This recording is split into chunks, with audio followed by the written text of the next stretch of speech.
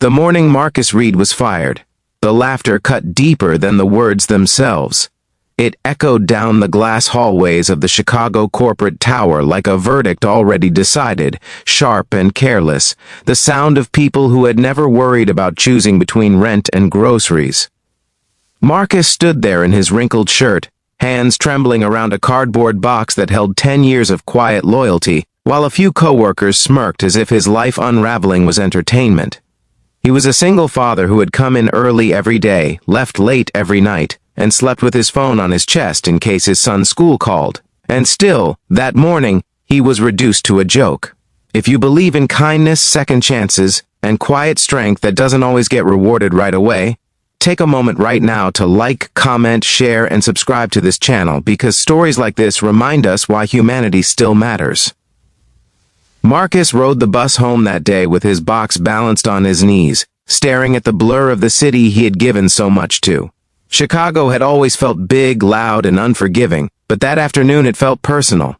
He thought about his 8-year-old son, Noah, waiting at home with homework spread across the kitchen table, about the overdue electricity bill folded inside a drawer, about the promise he had made to his late wife, Rachel, that no matter how hard things got, their son would never feel abandoned. Losing his job wasn't just about pride or income.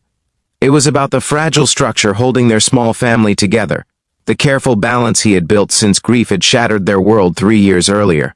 The company claimed downsizing, but Marcus knew better.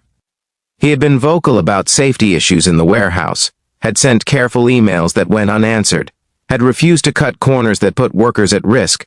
People like him were inconvenient. As he stepped off the bus near their modest apartment on the south side, the weight of failure pressed against his chest. He forced a smile before opening the door, because Noah deserved a father who didn't crumble at the first sign of cruelty.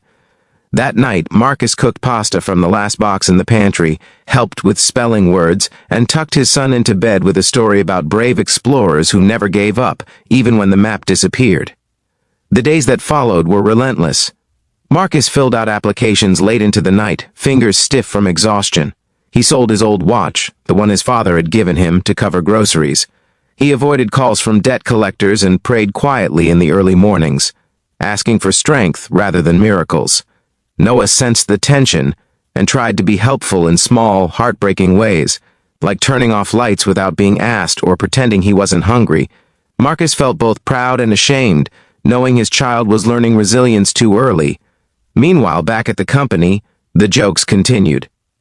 Marcus's name became shorthand for weakness, for someone who didn't play the game right. Managers congratulated themselves on efficiency while ignoring the hollow space left by a man who had kept systems running smoothly for years. No one expected consequences. No one imagined that integrity, once dismissed, could return with force. On the next morning, the office parking lot filled with something unfamiliar. 4 black SUVs rolled in slowly, their presence impossible to ignore against the usual sedans and compacts.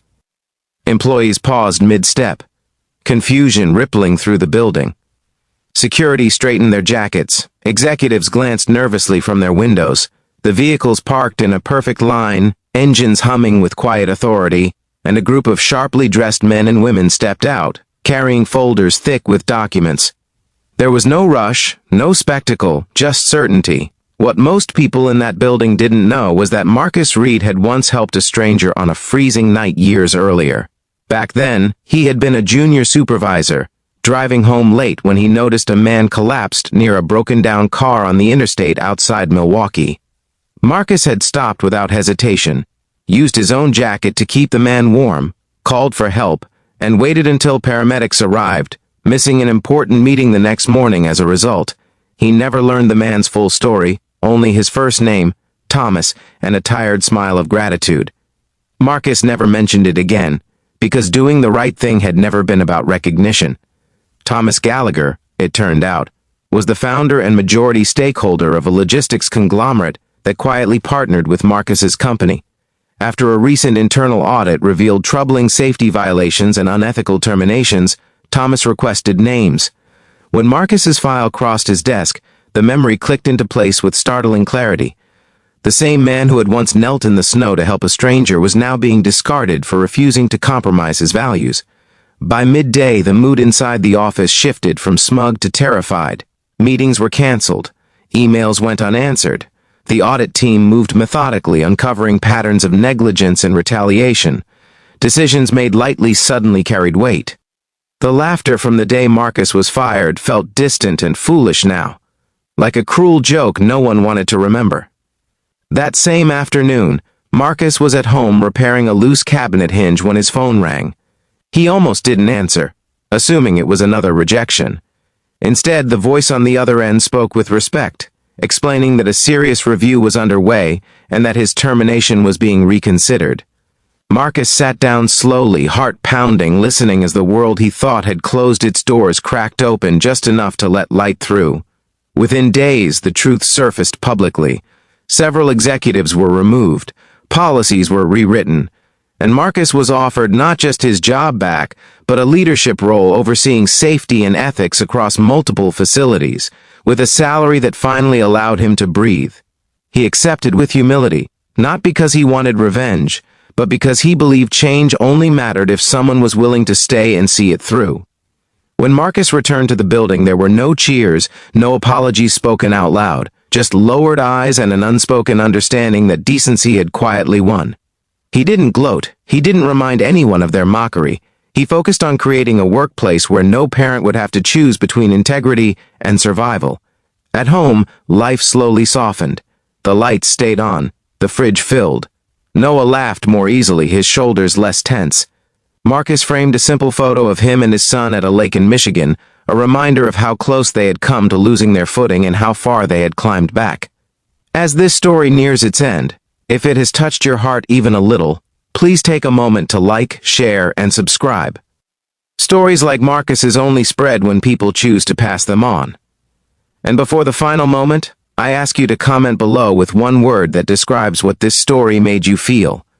Your words matter more than you know. Marcus never believed that 4 black SUVs would change his life. What changed it was a lifetime of small, decent choices made when no one was watching. In a world quick to mock the vulnerable, his story stands as a quiet reminder that kindness has a memory, integrity has witnesses, and sometimes, the very ground that lets you fall is the same ground that rises up to meet you when it's time to stand again.